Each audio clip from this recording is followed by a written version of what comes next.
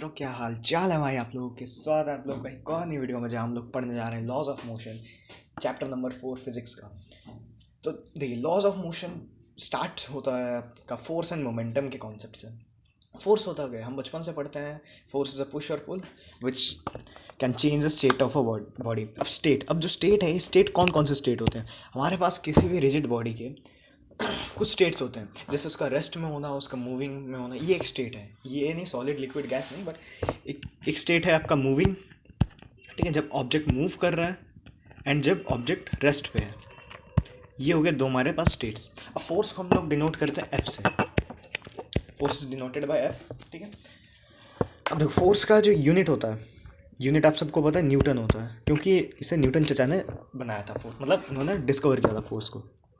ठीक है, फोर्स का हमारे पास फॉर्मूला क्या होता है? Force is equal to mass into acceleration. अब ये कहाँ से आया हमारे पास, ये हम आगे देखते हैं।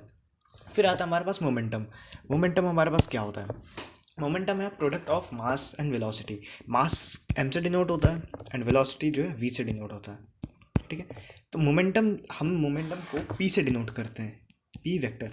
जो मोमेंटम है वो एक वेक्टर क्वांटिटी है। वो इस तरह से हम इस तरह से इसको डिनोट करते हैं। ठीक है, मास इंटू वेलोसिटी, ये हो गया हमारे पास मोमेंटम का फॉर्मूला। ठीक है भाई, अब देखो मोमेंटम, इसकी यूनिट क्या होगी? पहली बात आती है इसकी यूनिट।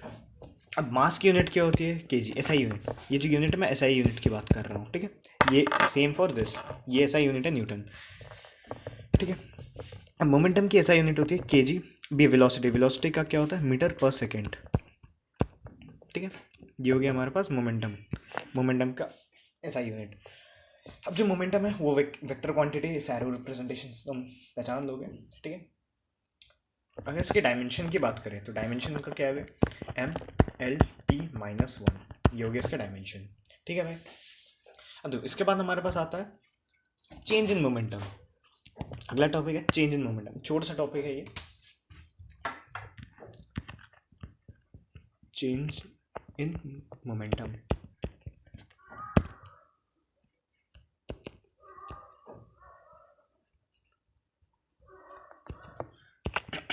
Change in momentum. अब चेंज हम जब भी सुनते हैं तो हमारे पास सबसे पहले दिमाग में क्या आता है?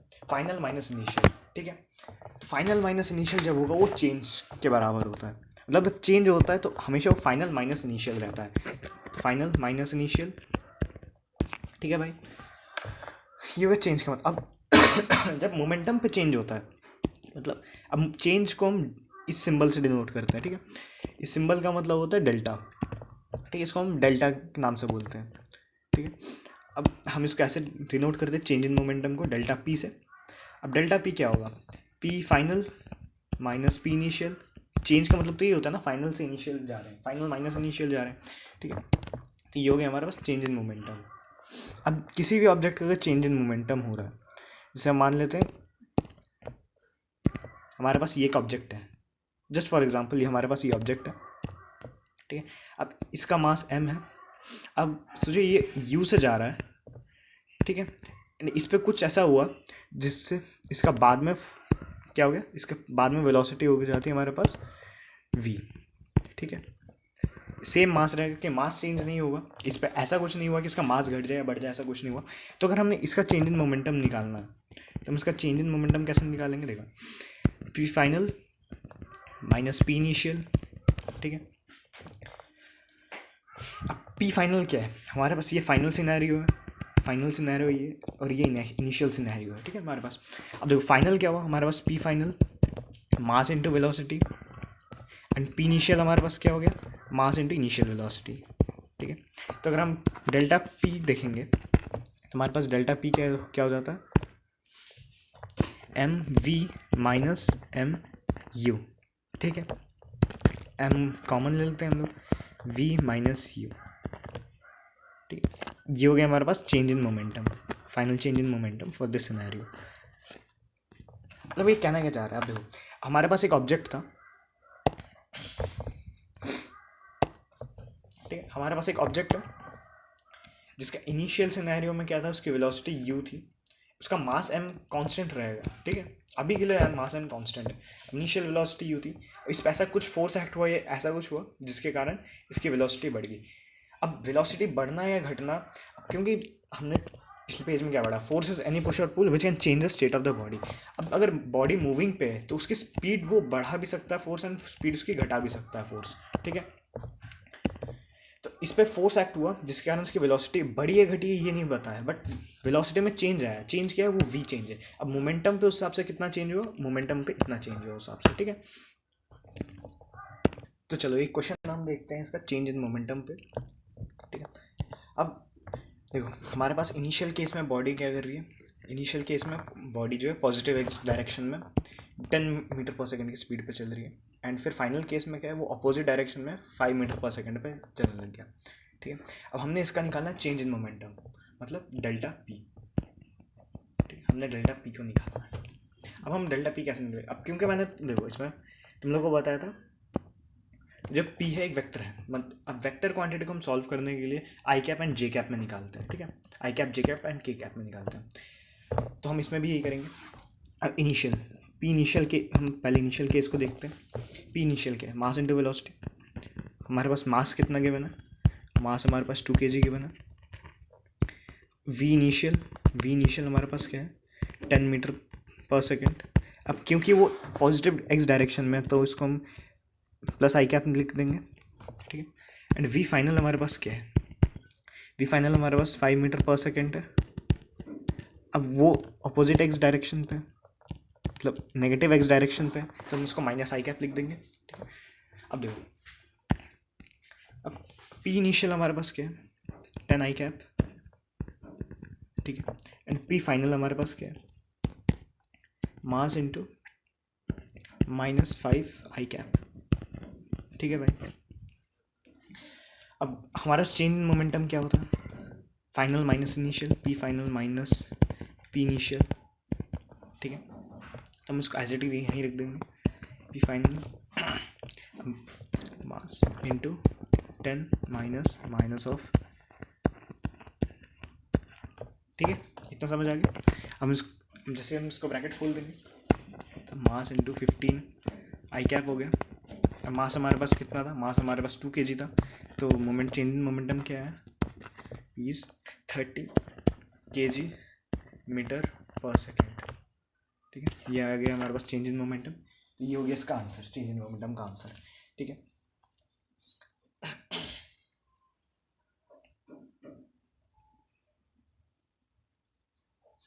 ओह सॉरी,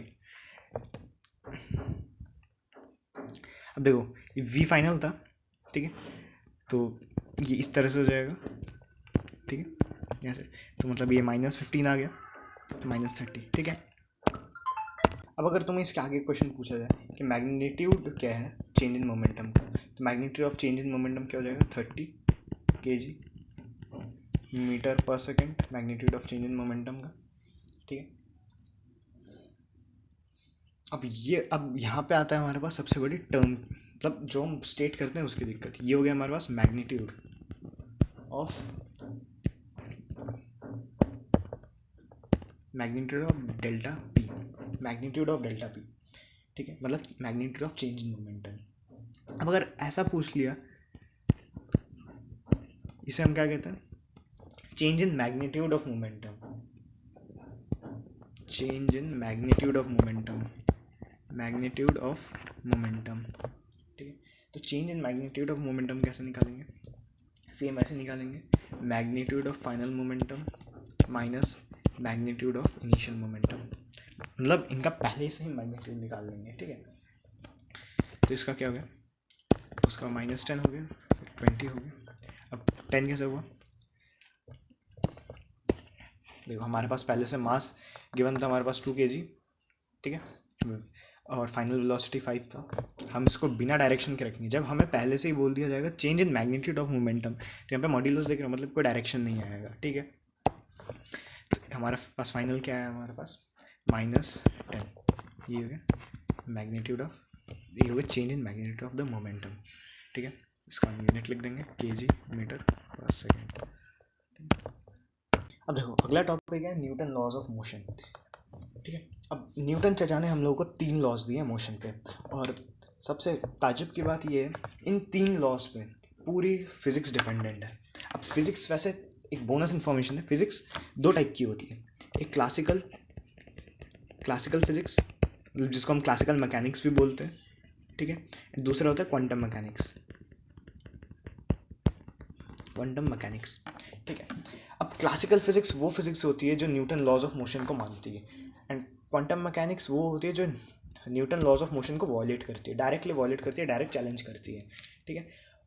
और हम जो मैक्सिमम डील करते हैं, हम डील करते हैं क्लासिकल मैकेनिक्स पे, ठीक है भाई। अब देखो, न्यूटन ने, हम सबको पता है न्यूटन ने 3 लॉज दिए हम लोगों को, ठीक है।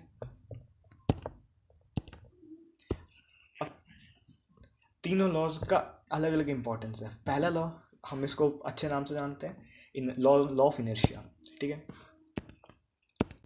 अब देखो, न्यूटन चचा ने हम लोग को फर्स्ट लॉ बोला, until and unless a net external force act on a body it maintain its inertia। मतलब जब तक किसी भी ऑब्जेक्ट पे फोर्स नहीं लगेगा, हमारे पास कोई भी ऑब्जेक्ट है, जब तक इस पर कोई फोर्स एक्ट नहीं करेगा, इसका स्टेट चेंज नहीं होगा, वो अपने ही धुन में रहेगा। इनर्शिया का मतलब यहाँ पे फर्स्ट लॉ को हम लॉ ऑफ इनर्शिया इसलिए बोलते हैं क्योंकि यहाँ पे सबसे पहली बार इनर्शिया का कॉन्सेप्ट इंट्रोड्यूस हुआ था पूरे वर्ल्ड को। अब इनर्शिया क्या होती है? इनर्शिया होती है tendency of body to maintain its state of rest and motion. मतलब बॉडी की टेंडेंसी है एक। इनर्शिया क्या होता है? हम बॉडी की टेंडेंसी के बारे में बात करते हैं। जब तक उस पर कोई फोर्स एक्ट नहीं कर रहा, अगर वो रेस्ट में है तो रेस्ट पे रहेगा, अगर वो चल रहा है तो चलता हुआ रहेगा, वो कैसे भी है वो ऐसे ही रहेगा जब तक उस पर कोई फोर्स नहीं लगता। जैसे ही फोर्स लगेगा वो उसका डायरेक्शन चेंज कर सकता है, वो उसका स्टेट चेंज कर सकता है, ठीक है। अब इसकी डेफिनेशन लिख देते हैं इनर्शिया की। ये हो गया हमारे पास इनर्शिया की definition, tendency of body to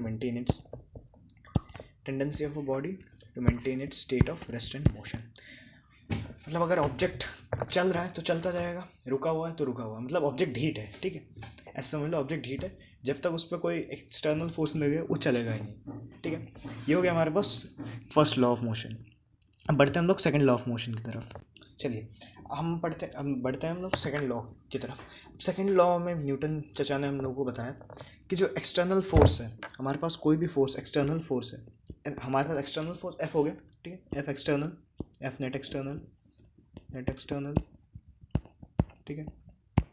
अब वो क्या है?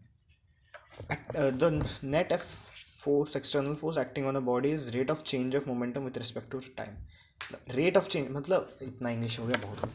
ठीक, अब देखो, rate of change of momentum, ठीक है, मतलब मोमेंटम का rate of change with respect to time, ठीक, मतलब इसको हम ऐसे नहीं लिख सकते हैं, छोटा सा मोमेंटम का change with respect to time, छोटा टाइम।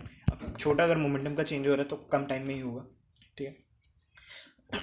अब हमारे पास न्यूटन चचा ने हम लोग को ये बताया, ठीक है, कि rate of external force is equal to rate of change of momentum with respect to time, ठीक है, एफ नेट। ये बहुत बड़ी चीज़ है, इसे याद रखना बहुत काम का आएगा, ठीक है। अब देखो, यहीं से हमारे पास जो है फोर्स का फॉर्मूला डिराइव होता है, ठीक है। हम लोग पीछे क्या पढ़ कर आए? मोमेंटम का फॉर्मूला क्या होता है हमारे पास? मास इनटू वेलोसिटी, ठीक है, ठीक, हम लोग ये पढ़ कर आए पीछे, ठीक है। अब मैं क्या करता हूँ, इसे रेट ऑफ चेंज इस फॉर्मूले में मैं इसको डाल देता हूँ, ठीक है। इस इक्वेशन में डाल दिया तो अंदर क्या है? M v upon d t, ठीक है भाई। अब देखो, जब हम डिफ्रेंशिएट करते हैं तो हमारे पास एक चेन रूल करके आता है, ठीक है। चेन रूल क्या कहता है? डिफ्रेंशिएशन डी एक्स, ठीक है, ऑफ यू एंड वी, मतलब दो अलग अलग टर्म्स हैं, इनका डिफ्रेंशिएट करेंगे तो पहले एक का डिफ्रेंशिएशन होगा d v upon d x plus v constant d u upon d x, ठीक है। हमारे पास ये चेन रूल से आ गया, ठीक। मतलब ये डिफ्रेंशिएशन का एक फॉर्मूला है, ऐसे याद रखना। हम इसको यहीं पे हम अप्लाई करेंगे, ठीक है।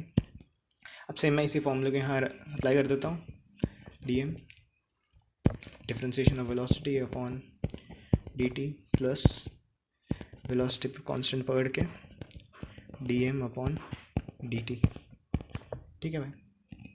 ये हो गया फोर्स, ये हो गया हमारे पास फोर्स को लिखने का एक और तरीका, ठीक है। फोर्स को हम ऐसे भी लिख सकते हैं। अब देखो हम मान लेते हैं कि एक सिस्टम पे मास जो आपका वेलोसिटी या फिर अब हम अगर प्रैक्टिकल लाइफ सिचुएशन में देखें तो हमारे पास मास हमेशा कांस्टेंट रहेगा, ठीक है। मास हमेशा कांस्टेंट होता है हमारे प्रैक्टिकल लाइफ सिचुएशन में, कुछ कुछ केसेस छोड़ के। अभी के लिए हम मान लेते हैं मास अभी कांस्टेंट है, तो differentiation of mass with respect to time जो है ये चीज़ ज़ीरो हो जाएगा, ठीक है। तो हमारे पास फोर्स क्या आया, फोर्स हमारे पास मास इंटू dv/dt आया। और dv/dt की वैल्यू हम जानते हैं, dv/dt क्या होता है, हमारे पास एक्सेलरेशन के बराबर होता है। तो फोर्स हमारे पास क्या है, मास इंटू एक्सेलरेशन, यह है हमारे पास सेकंड लॉ से। फोर्स का जो फॉर्मूला है वो हमारे पास सेकंड लॉ से आता है, ठीक है। अब वहीं हम लोग मान लेते हैं कि कुछ केसेस में, कि हमेशा ज़रूरी नहीं मास हमेशा ही कांस्टेंट है, मे भी कुछ केसेस में ऐसा भी हो सकता है कि मास जो है हल्का सा वैरी कर रहा हो, ठीक है। तो अगर वेलोसिटी, उस केस में वेलोसिटी कांस्टेंट है, देन हमारे पास क्या हुआ, force is equal to velocity dm/dt, ठीक है। अब मास का डिफ्रेंसिएशन हम इसको हम कोई स्पेशल टर्म नहीं दिए, तो हमने ऐसे याद रखना है इसको। अब मेन फॉर्मूला जो है ये है मेन, ठीक है। अगर इसमें सब कुछ चेंज हो रहा हो तो सब मतलब मास और वेलोसिटी दोनों ही एक साथ साइमल्टेनियसली चेंज हो रहा हो तो तुम दोनों एक साथ इसमें रख दो, आ जाएगा। बट अगर मास कांस्टेंट है देन ये फॉर्मूला यूज़ करो, ये फॉर्मूला सबसे ज़्यादा इंपॉर्टेंट है पूरे फिजिक्स वर्ल्ड पे, ठीक है। अब देखो, अब हम चलते हैं थर्ड लॉ की तरफ, मगर उससे पहले हम इसका ग्राफ देख लेते हैं, ठीक है। फोर्स इंटू एक्सेलरेशन का ग्राफ देखते हैं जरा। अब देखो हमारा, हमने यहाँ पे क्या पढ़ के आए हम लोग, ठीक है। हम लोग इस चीज़ को देख के आए हैं, ये देखो। अब अगर इसी चीज़ से हम ग्राफ बनाएं, देखना कैसे बनेगा। देखो, क्योंकि force is equal to dp/dt होता है, अब मैं क्या करता हूँ dt को इक्वल टू को साइड ले जाता हूँ, तो dp is equal to f/dt, ठीक है। अब मैं करता हूँ दोनों साइड पे इंटीग्रेशन लगा देता हूँ, ठीक है। और यहाँ पे f हो गया एंड d, ओके। अब देखो, अब जो हमारे पास ये वाला हमारे पास ये हो गया हमारे पास चेंज इन मोमेंटम, ठीक है। ये हो गया change in momentum, change in momentum. और क्योंकि यहाँ पे जो है फोर्स टी से डायरेक्टली वो नहीं होता और हमारे पास ना ही कोई रिलेशन, तो मैं एफ बाहर लिख देता हूँ, डी कर देता हूँ, ठीक है। हमारे पास किसी भी कांस्टेंट का डिफरेंशिएशन क्या, सॉरी इंटीग्रेशन क्या होता है, जैसे हमारे पास ऐसा है dx, ठीक है। हम इसको इंटीग्रेट करेंगे तो सिर्फ x आएगा बाहर, ठीक है। इससे सिर्फ x आता है, तो सेम हमारे पास इधर भी हो जाएगा f इंटू टी हो जाएगा हमारे पास, ठीक है। और ये किसके बराबर है, चेंज इन p, ठीक है, मतलब delta p, force into time, ठीक। अब देखो, अब जैसे हम इस ग्राफ बनाते हैं, ठीक है। जैसे फॉर एग्जांपल एक ग्राफ ले लेते हैं हम लोग, ये ग्राफ है f और t का, ठीक है। अब जैसे यहाँ पे कुछ भी ऐसे कोई भी कर्व बन रहा हो, कुछ भी बन रहा हो, ठीक है। अगर हमने एरिया निकालना है इसका, सोचो हमने सिर्फ इतने पोर्शन का एरिया निकालना है, ठीक है, फॉर एग्जांपल। तो हम अगर चेंज इन मोमेंटम निकालेंगे तो हमने एरिया निकालना है। अब ft ग्राफ से, ft ग्राफ है, ft ग्राफ का अगर हम एरिया निकालेंगे तो उससे हमें चेंज इन मोमेंटम मिलेगा। अगर हमारे पास कभी भी क्वेश्चन आता है कि चेंज इन मोमेंटम निकालना है, ठीक है, चेंज इन मोमेंटम निकालना है और हमारे पास एफ एंड टी का ग्राफ दिया है, तो सिंपली कुछ नहीं, उस रीजन का तुम लोगों ने एरिया निकालना है, तो हमारे पास चेंज इन मोमेंटम आ जाएगा, ठीक है। ये हो गया एक इंपॉर्टेंट पॉइंट। अब एक और चीज़ है कि हम चेंज इन मोमेंटम को हम एक टर्म देते हैं, उसे कहते हैं हम इम्पल्स, ठीक है। चेंज इन मोमेंटम को हम कहते हैं इम्पल्स। तो इम्पल्स का यहाँ से फॉर्मूला क्या हो गया, अगर इम्पल्स को हम आई से डिनोट कर दें अभी के लिए जस्ट, तो एफ इंटू टी, ये हो गया हमारा इम्पल्स का फॉर्मूला। ये एक और काम की चीज़ होगी, ठीक है। इम्पल्स में क्वेश्चन बहुत कम आते हैं बट फिर भी याद रखने में भलाई है। तो देखो अब यहाँ पे हमारे पास आता है थर्ड लॉ, ठीक। अब न्यूटन का थर्ड लॉ क्या कहता है, for every action there is equal and opposite reaction, ठीक है। ये हमने सबने सुना, बट इसके आगे जो ये लाइन है ये बहुत ज़्यादा इंपॉर्टेंट है। ये through out the chapter, through out the physics सबसे ज़्यादा इंपॉर्टेंट लाइन है ये। They both act on different bodies. ये कंफ्यूजिंग लाइन है बट सबसे ज़्यादा इंपॉर्टेंट है। अब सोचिए ये तुम्हारा हाथ है, ठीक है, हाथ लग नहीं रहा बट सोच लो, अभी समझना है। अब तुमने इस ऑब्जेक्ट पे फोर्स लगाया, तो तुम्हारे हाथ से मान लेते हैं 5 न्यूटन की फोर्स इस ऑब्जेक्ट को लगी, और सोचिए ये आगे बढ़ने लग गया, ठीक है, वो हमारा मेन मैटर नहीं है। अब तुमने इस ऑब्जेक्ट को जो फोर्स लगाया है, ठीक है, अब सेम फोर्स तुम्हारे हाथ में भी लग रहा होगा, क्योंकि न्यूटन जी का थर्ड लॉ है ये, ठीक है। अब क्योंकि अब देखो तुमने इस ऑब्जेक्ट पे 5 न्यूटन का फोर्स दिया, तो तुम्हारे हाथ में भी 5 न्यूटन का फोर्स लगेगा, ठीक है। अब ऐसा नहीं है कि ये ऑब्जेक्ट है, तुमने इसको 5 न्यूटन का फोर्स दिया, इस ऑब्जेक्ट पे ही अपोजिट डायरेक्शन में 5 न्यूटन का लग रहा है, नहीं, ऐसा हो रहा है। तुमने ऑब्जेक्ट को 5 न्यूटन का फोर्स दिया एंड ये तुम्हारा हाथ है, तो इस पे तुम्हारे हाथ पे 5 न्यूटन का फोर्स लग रहा है अपोजिट डायरेक्शन में, ठीक है, तुम्हारे हाथ पे। They both act on different bodies का मतलब यही है, एक ऑब्जेक्ट एक बॉडी पे फोर्स लगा तो इसका ऑपोजिट जो रिएक्शन फोर्स होगा वो दूसरे बॉडी पे लगेगा जिस बॉडी से उस पर फोर्स लग रहा है, ठीक है। ये हो गया हमारे पास थर्ड लॉ। अब हम थर्ड लॉ को ऐसे भी लिख सकते हैं, F A B, object A से जो फोर्स बी पे लग रहा है इज इक्वल टू माइनस जो फोर्स बी से ए पे लग रहा है, ठीक है। ये हो गया हमारे पास थर्ड लॉ मैथमेटिकली, ठीक है।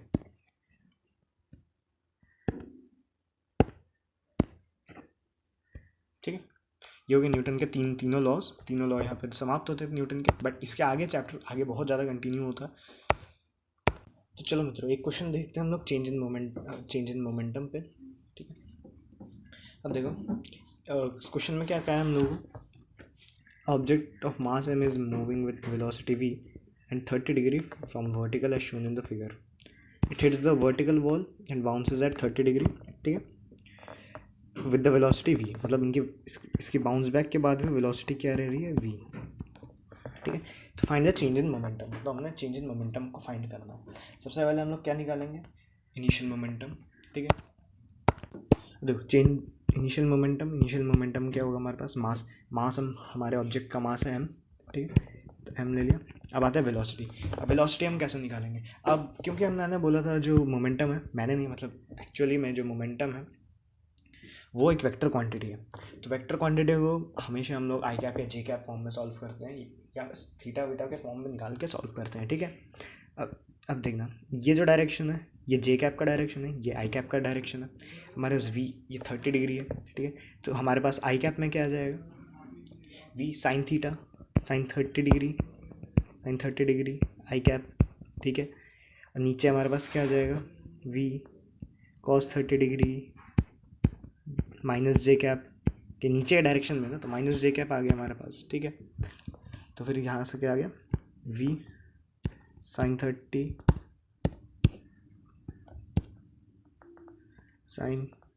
Degree i cap minus v cos 30 degree j cap, ठीक है भाई। तो हम इसके बाद वी को बाहर कॉमन ले लेंगे, अंदर हमारे पास क्या क्या आ गया, 1/2 i cap minus √3/2 j cap, हो गया हमारे पास इनिशियल मोमेंटम, ठीक है। अब इसी तरह हम फाइनल मोमेंटम भी निकाल लेंगे। फाइनल मोमेंटम क्या हो गया हमारे पास, अब देखो हमारे पास फाइनल मोमेंटम मास तो उतना ही है, फिर से आई बात वेलोसिटी की। अब फिर से हम लोग ये डायग्राम में देखते हैं एक बार। अब देखो वेलोसिटी ऐसे जा रहा है, अब ये 30 डिग्री एंगल है इधर, तो अगर हम पैरेलल इसको एंगल को शिफ्ट करेंगे, ठीक है, तो हमारे पास ये एंगल 30 डिग्री आ गया, ठीक है। ये एंगल 30 डिग्री है, ये एंगल 30 डिग्री कैसा है, कॉरस्पॉन्डिंग एंगल है, ठीक है। अब अगर ये वी से जा रहा है, तो इस डायरेक्शन में हमारे पास क्या है, वी कॉस 30 डिग्री, या भी वी नेगेटिव डायरेक्शन पे माइनस जे कैप, एंड इधर क्या है हमारे पास, वी साइन 30 डिग्री अब ये देखो, ये माइनस आई डायरेक्शन पे है, ठीक है, माइनस आई कैप, ठीक है भाई। अब देखो तो हम यहाँ पे लिख देते हैं same, v minus sine 30 degree i cap minus v cos 30 degree j cap. अब हम लोग क्या कर देंगे, mass velocity common, minus v बाहर कॉमन आ गया हमारे पास, अंदर क्या बचा हमारे पास 1/2 i cap plus √3/2 j cap. अब चेंज इन मोमेंटम निकालना हम लोगों ने, चेंज इन मोमेंटम कैसे निकालेंगे, देखो चेंज इन मोमेंटम हमारे पास होता है डेल्टा पी, ठीक है, p final minus p initial, ठीक है भाई। अब देखो, अब हम जो इनिशियल पी और फाइनल पी की वैल्यू निकाली थी हम उसे रख देंगे यहाँ पे, m v bracket 1/2 i cap plus √3/2 j cap, ठीक है, और आगे minus m v 1/2 i cap minus √3/2 j cap, ठीक है भाई। हम थोड़ा ब्रैकेट वैकेट खोल देते हैं, ब्रैकेट वगैरह खोलने के बाद mv/2 आई कैप प्लस, सॉरी माइनस हो जाएगा इधर, माइनस √3/2 mv जे कैप, ठीक है, और आगे क्या हो गया हमारे पास, माइनस mv/2 आई कैप प्लस माइनस, यहाँ ये वाला माइनस और ये वाला माइनस जब खुलेगा तो प्लस हो जाएगा √3/2 mv जे कैप, ठीक है। अब इससे ये कट हो गया तो हमारे पास क्या बचा, हमारा ये और ये बचा, हाफ प्लस हाफ 1 हो जाता है, तो माइनस mv आई कैप, ये हो गया हमारे पास चेंज इन मोमेंटम, और ये हो गया इस क्वेश्चन का सोल्यूशन, ठीक है। हमारे पास ये क्वेश्चन यहाँ पे ख़त्म होता है, ये देख लो, ठीक है। तो चलो इसके बाद हमारे पास अगला आता है इम्पल्स मोमेंटम थ्योरम, ठीक है।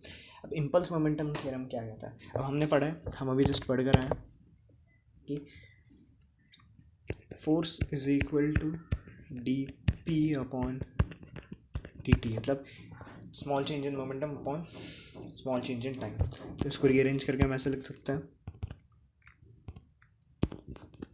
dp is equal to f/dt। हम दोनों बोथ साइड को अगर इंटीग्रेट कर देंगे और इसकी लिमिट सेट कर देंगे पी इनिशियल, मोमेंटम इनिशियल से मोमेंटम फाइनल, ठीक है भाई। अब जो एफ होता है, एफ हमारे पास पता है एक्सटर्नल होता है एफ, ठीक है, तो इंटीग्रेशन को खोल देंगे तो हमारे पास क्या है, माइनस ये आ गया, ठीक है, कोई शक नहीं है। अब दूसरी साइड हमारे पास क्या है, क्योंकि हमने यहाँ पे ना कोई लिमिट सेट की है ना कुछ, और हम मान लेते हैं जो फोर्स है वो टी पे डिपेंड कर रहा है, ठीक है, तो अंदर आ जाएगा एफ एक्सटर्नल डी टी, ठीक है। तो फिर एट द एंड यहाँ पे जाके हम लोग थोड़ा रीअरेंज कर देंगे, ठीक है, तो हमारे पास ये आ गया P U momentum sorry plus integration of F external D T,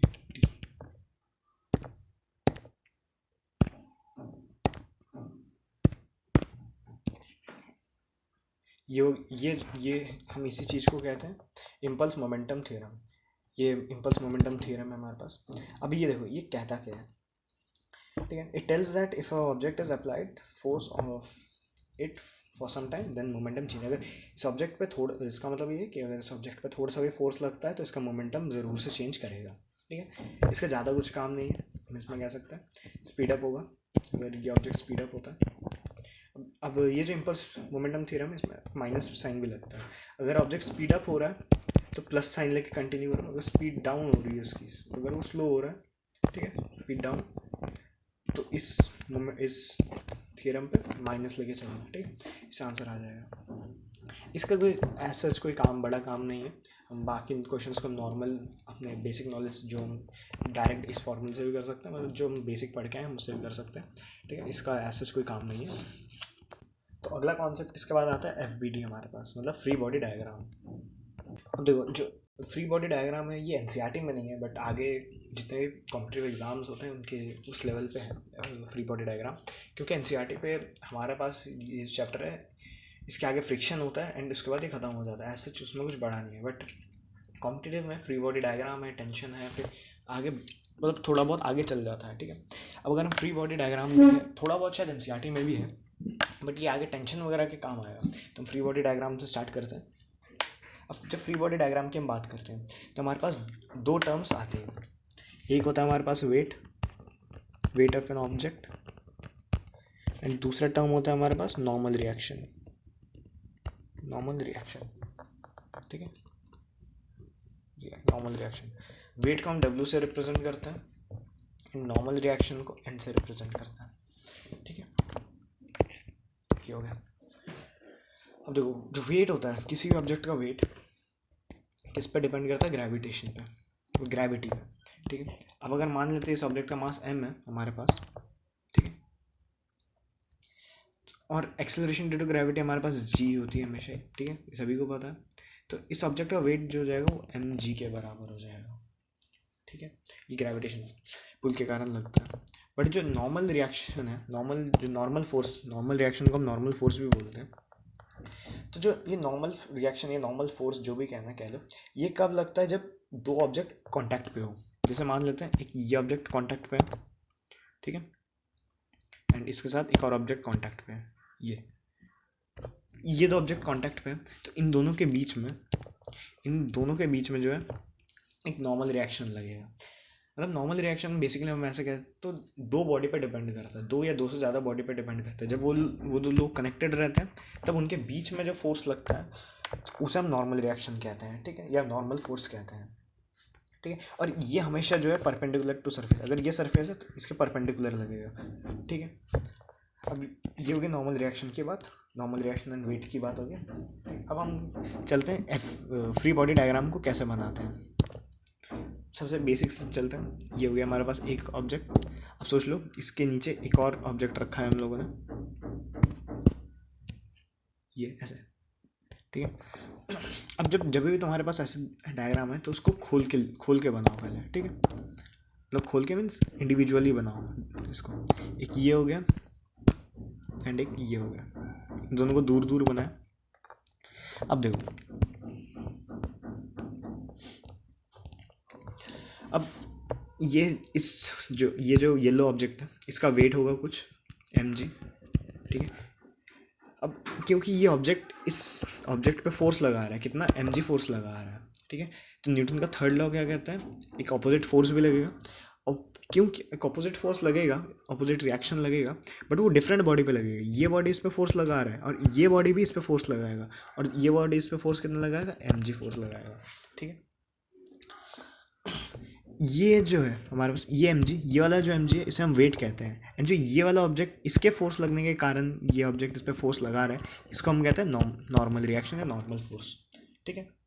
ये एक्शन हो गया हमारे पास एंड ये रिएक्शन फोर्स हो गया हमारे पास, ठीक है। चलिए एक और देखते हैं हम लोग।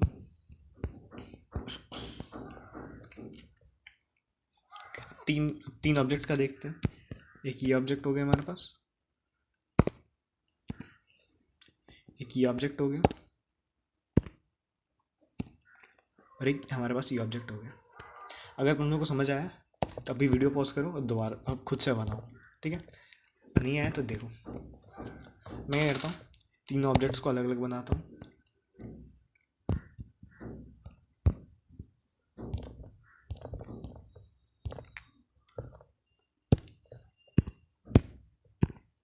ये पहला ऑब्जेक्ट आ गया हमारे पास, ये गया हमारे पास दूसरा ऑब्जेक्ट, ये आ गया हमारे पास तीसरा ऑब्जेक्ट, ठीक है भाई। देखो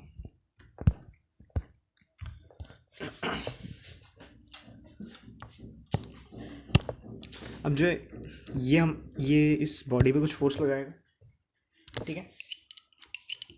अब इस बॉडी के फोर्स लगने के कारण ये बॉडी इस पर कुछ फोर्स लगाएगा, हम इसको मान लेते हैं W1, जो इस पर फोर्स लगा रहा है W1 मान लेते हैं। येलो वाला ब्लैक बॉडी पे W1 फोर्स लगा रहा है, तो इस थर्ड लॉ के हिसाब से ये भी इस पर कुछ लगाएगा फोर्स, येलो बॉडी पे, ब्लैक बॉडी येलो बॉडी पे कुछ फोर्स लगाएगा, तो वो N1 मान लेते हैं, ठीक है। हम लोग इसको हम N1 मान लें।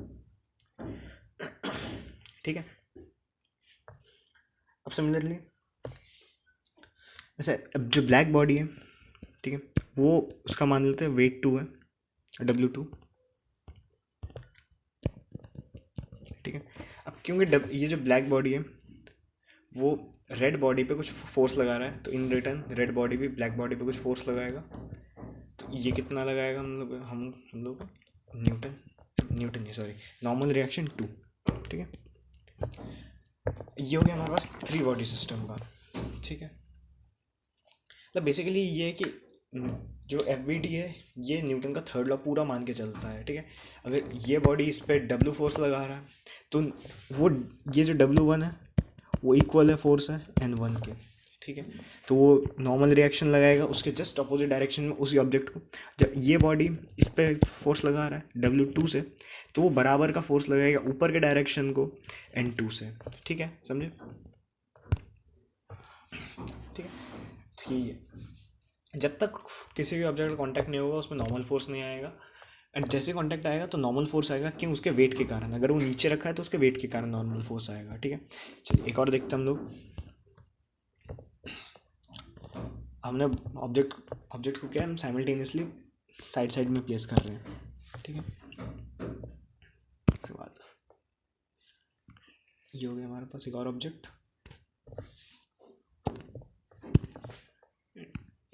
हीरा, ठीक है। और मान लेते हैं इसमें एक वॉल है,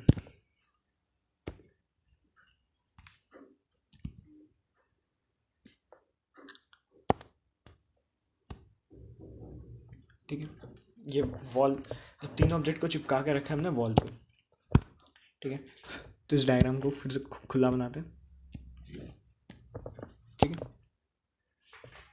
चलो ये हो गया अपने पास रेक्टेंगल, पहला डब्बा,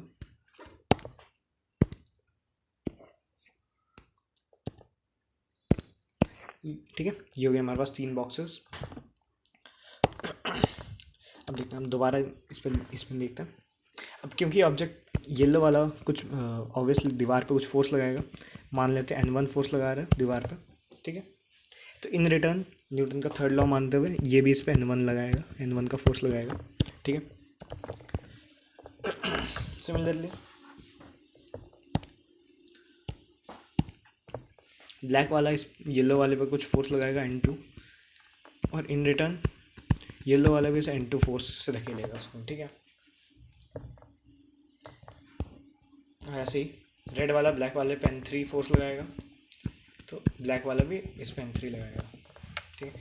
अब देखो, अब रेड वाले का वेट हम मान लेते हैं W3 है, तो ज़मीन भी इस पर कुछ फोर्स लगाएगा अपोजिट डायरेक्शन में, ठीक है। एक मिनट रुको, ये ऑब्जेक्ट इस पे फोर्स लगा रहा है W3 से, एक सेकंड रुको, मैं इससे कन्फ्यूजन हो गई, एरो के डायरेक्शन अच्छे से बनाता हूँ।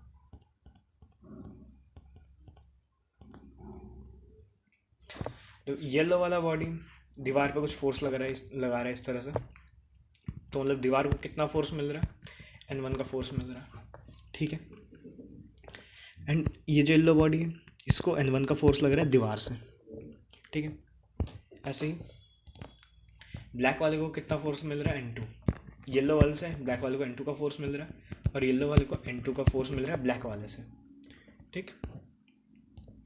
और ऐसे ही ब्लैक वाले को रेड वाले से N3 का फोर्स मिल रहा है, एंड रेड को ब्लैक वाले से कितना N3 का फोर्स मिल रहा है, ठीक है। मैंने वो एरो डायग्राम इसलिए चेंज किया, नहीं तो वो एरो डायग्राम सही था बट उसका वो गलत आगे जो गलत रिप्रेजेंट कर रहा था, ठीक है। अब देखो मैं गलत क्यों बोल रहा हूँ, अब देखो, अब वैसे ही रेड वाला ज़मीन पे कुछ फोर्स लगेगा W से, इसका वेट है W3 मान लेते हैं इसको, तो इन रिटर्न ज़मीन जो है इसको N4 से आगे ऊपर को पुश करेगी, N4 किसके बराबर होगा, W3 के बराबर होगा, ठीक है भाई। फिर आगे सेम इसका भी W2 से फोर्स है, इस पर W1 का फोर्स लग रहा है, एंड इन रिटर्न वो उल्टा और फोर्स खा रहा है, सेम फोर्स खाएगा ऊपर को, ठीक है भाई। W2 एंड N6 W1, ठीक है। देखो इसे, इस फ्री बॉडी डायग्राम को देखो। अब ये फ्री बॉडी डायग्राम, अब क्योंकि देखो ये जो है रेड वाला इस पर फोर्स लगा रहा है, ठीक है। अब क्योंकि फोर्स लगा रहा है, एक धक्के वाला फोर्स लगा रहा है, तो ये दोनों ऑब्जेक्ट की टेंडेंसी क्या होगी, एक दूसरे से दूर जाने की। ये ऑब्जेक्ट इधर को जाना चाहेगा एंड ये ऑब्जेक्ट इधर को जाना चाहेगा, ठीक है। फिर सिमिलरली ये ऑब्जेक्ट इस पर फोर्स लगा रहे, ब्लैक वाला येलो वाले पे इधर को फोर्स लगा रहा है एंड येलो वाला इधर को फोर्स लगा रहा है, ठीक है। तो इन दोनों की टेंडेंसी क्या है, एक दूसरे को दूर दूर भागने की, दूर फेंकने की, ठीक है। सिमिलरली येलो वाला दीवार पे इस डायरेक्शन में फोर्स लगा रहा है एंड इन रिटर्न दीवार इस डायरेक्शन में फोर्स लगा रहा है, ठीक है। मतलब दोनों की टेंडेंसी क्या है, बाहर जाने की। बट ये बाहर क्यों नहीं जा पा रहे, क्योंकि दोनों फोर्स इक्वल है। अब जैसे कोई एक ऑब्जेक्ट है, हम लोग पढ़ते हैं, अगर इधर से इस डायरेक्शन इसको 5 न्यूटन का फोर्स लग रहा है एंड इधर से भी इसको 5 न्यूटन का फोर्स लग रहा है, तो इनमें फोर्स तो लग रहा है, ठीक है, बट ये मूव कहीं नहीं करेगा। और अगर सेम मैं ऐसे ही कहूँ, इस डायरेक्शन में 5 न्यूटन का फोर्स लग रहा है एंड इस डायरेक्शन में 5 न्यूटन का फोर्स लग रहा है। अब इसकी टेंडेंसी है या तो इधर जाने की या तो इधर जाने की, बट ये जा क्यों नहीं पा रहा, क्योंकि दोनों जगह फोर्स इक्वल है, ठीक है, इसलिए जा नहीं पा रहा। तो सेम केस इधर भी होता है। अब मैंने एरो का डायरेक्शन इसलिए चेंज किया था ताकि जैसे ये ऑब्जेक्ट है, अब ये इस तरह से फोर्स लगा रहा है, बट अगर हम देखें इसकी टेंडेंसी को स्टडी करें तो ये जो डायग्राम है सही नहीं बता रहा है, ठीक है, इसीलिए। तो मतलब जैसे कनेक्टेड बॉडीज का ये होता है कि एक दूसरे को या तो पास लाने की कोशिश करते हैं तो धकेलने की कोशिश करते हैं, ठीक है। तो ये हो गया एक FBD। अब इसके बाद एक और देखते हैं हम लोग, ये इंटरेस्टिंग है, ये देखना है इसको। ये हमारे पास एक वॉल हो गया, ये दूसरा वॉल हो गया, ठीक है।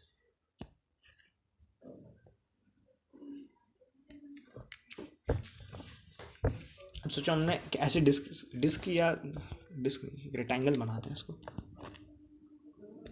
ये हो गया, दूसरा ये हो गया। मान लेते एक रॉड ऐसे रखी है हमने वॉल के सहारे एक रॉड ऐसे रखी है हम लोगों ने, ठीक है। अब हम इसका FBD बनाएंगे, सेम ऐसे करेंगे, इसको डिफरेंट ऐसे, इसको अलग बनाएंगे, ठीक है। हमने रॉड बना ली। अब देखो ये रॉड दीवार पे कुछ फोर्स लगाएगी एंड मान लेते हैं N1 फोर्स लगाएगी। अब सेम ये दीवार इस पे जो है N1 फोर्स लगाएगी। सिमिलरली ये जो ऑब्जेक्ट है ये ज़मीन को N2 फोर्स लगाएगी, ठीक है, एंड ये N2 फोर्स इस तरह से लगाएगा रॉड पे, ठीक है। ये हो गया अपने पास रॉड का FBD, ठीक है। अब एक और देखते हैं हम ज़रा, ठीक यार। FBD आसान ही है, ठीक है। ये हो गया अपने पास एक स्टैंड, ये दूसरा हो गया,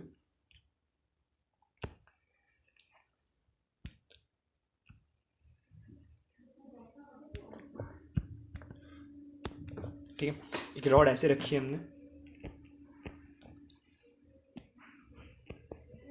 ये मान लो कोई स्टैंड टाइप है, ठीक है। सेम इसको क्या करते हैं, इसको बड़ा बनाते हैं ज़रा डायग्राम को,